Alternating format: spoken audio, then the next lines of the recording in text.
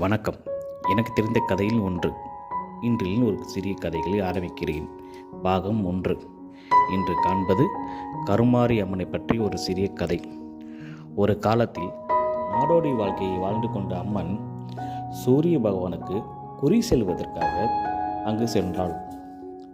அங்கு சூரிய பகவான் அம்மனை சிறிதும் கவனிக்காமலும் அவமானப்படுத்தியும் அனுப்பி வைத்தார்.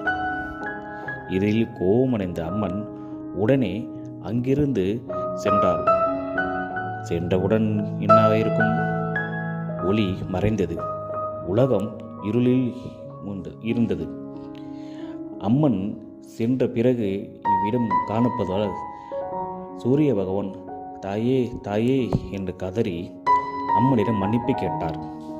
அம்மன் சிறிது சிரித்தபடியே சாந்தமாக இருந்தாள். அதுக்கு அம்மனிடம் சாந்தமடைவதற்காக வருடத்துக்கு 2 முறை உங்கள் திருவடியில் வணங்குகிறேன் என்று சூரிய பகவான் வருத்தத்துடனும் தாழ்ந்தும் பணிந்து கேட்டார். சூரிய பகவான் கேட்டவுடன் அம்மனும் சிரித்தபடியே மன்னித்தாள். மீண்டும் ஒளி வந்தது.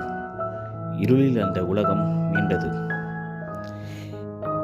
இவையை இன்றும் நாம் காணலாம்.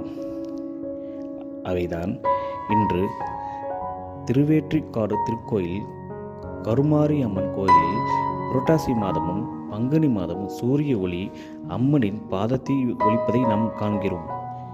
இவையா எனக்கு தெரிந்த சிறிய கதை, அம்மனின் சிறிய கதை.